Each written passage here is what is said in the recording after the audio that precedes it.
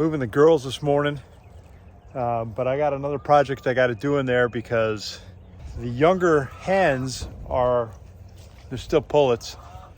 They get up in the nest boxes every night if I leave them in there, and they poop in them.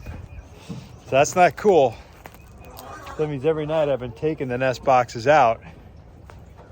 I stack them on the back here underneath the roof, but I think a wiser course is going to be to leave them in there and then put some kind of drop down cover on it so that I can just remove that step from my daily regimen. So that's what I'm going to do today. These are the kind of chores that sneak up on you. Whatever projects you got going, they got to go on hold while you deal with this stuff.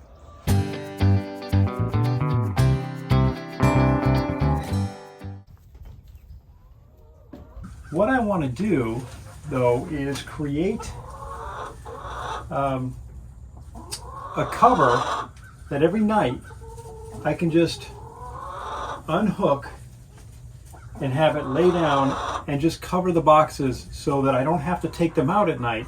The other thing I want to do is make it so that when I lower the cover, it's at a steep enough angle to discourage roosting on top of it.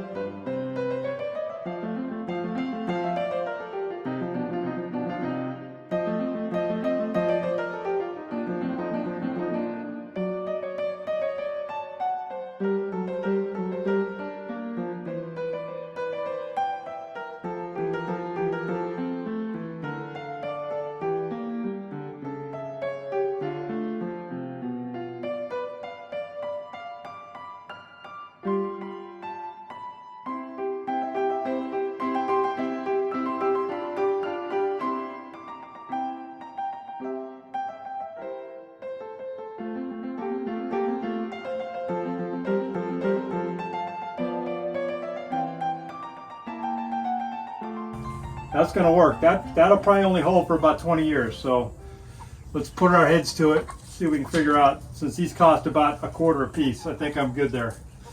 It's good, but on the end, it's open like that, so they could go wandering right on in. And there it is, final answer. That's just the end cap piece, and it is simply screwed onto this nesting box, which eventually I can flip over so that I could use it. Should have thought of that. But yeah, there you have it. And that hooks up there and down. New adventure today. Vibratory plate compactor. I'm gonna run it over this and just try and tamp everything down, and then I'll try and get over to the sides if I can do that without making a hot mess out of everything. And just to give it one last tamp down, and then we'll start laying some strings. That's the plan. I haven't done this before. Should be interesting.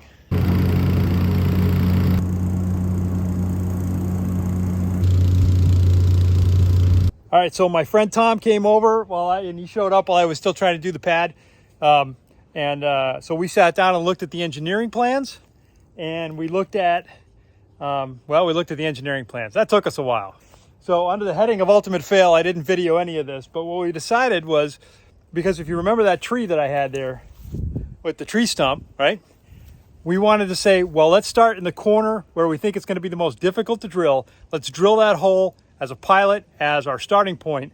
And we did that. So, now it's only about 3 feet deep. We got to go down 4 feet for the posts.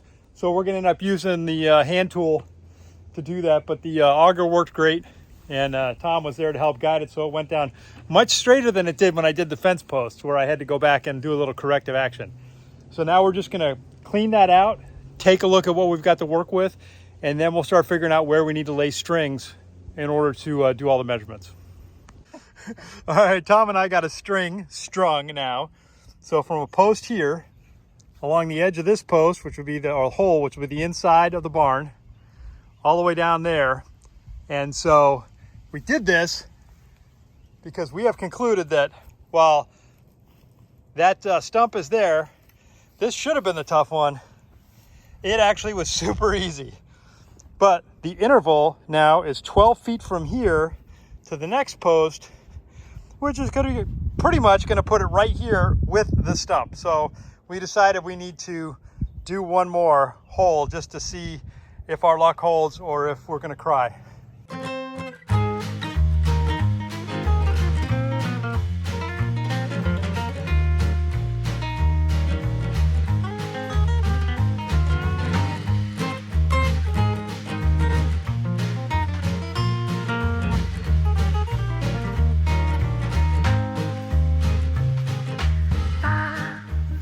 We got the 2 holes dug. We decided we're going to try and press forward with just the 2 of us. So we're going to move the 6x6 beams or 6x6 posts into position next to the holes. And then we're going to assemble a couple of the girders, just to the trusses, to see if we can do that and if we got all the equipment. And then we might see if we could put a couple in the ground. Okay, got the 6x6s, or 6 of them, dragged over here for this side. All right, we got all our 6x6s moved. Now we're going to try putting together a piece of the truss just to see if we can make that happen. Find out how much they weigh, etc. So here's the truss laid out. We're at the apex, the gable of the roof, connecting the trusses.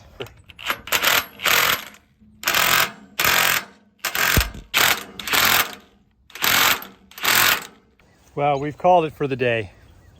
We learned quite a bit. We learned that a 20-inch vibrating platform compactor or whatever, maybe not the best tool for this job. We got 2 holes dug. Those 2 holes look pretty good. Then we moved the 6x6s to their respective sides of the platform. 6 of them over here and 6 of them right here. We assembled one of the trusses. It's 2 pieces that connect in the center. It's got a cross member right there. So in total, it takes 7 bolts. It looks like when we put it together that they only want you to use 1 washer on the nut side of the connection. We're not comfortable with that.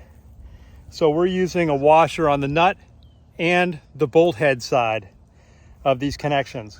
Problem is, that leaves me 33 washers short to finish the job. So I need 33 washers. Then for the 6-inch carriage bolts that'll go through here, they'll come this way through the 6x6, because see, this part will rest on top of the 6x6. Then we'll bolt it all the way through and then come through this way and then ratchet that thing down. We have all the carriage bolts, 24 of them, but there are nuts with each of them, but there are no washers. So I need to go get washers for the carriage bolts for the nut side of the bolt. On a carriage bolt, you know, because it's got the round head, but then it's got a square fitting. It like turns square so that when it goes into the wood and you crank it down, it's not going to turn. It becomes its own locking mechanism. Then what we did is, after we got that assembled, we started working through the problem. How do we get this into place on top of one of these when it's in the ground? Well, that part right there rests on top of the pole. That part will be 12 feet above ground level. At the apex, it is 5 feet higher than this point. So that means we've got to have the capacity, in essence, to lift the center of these up to 17 feet. or maybe even a little more depending on how even my pad is. 17 feet in order to get the mounting pieces to go on top of the 12-foot posts. So we spent some time trying to puzzle that out. And I think I have a solution besides going and renting a lift, which, you know, come on. I get a chance to build a rig to do something, I'm gonna do that. And I think what we're gonna do is I'm gonna switch over when it comes to lifting those to using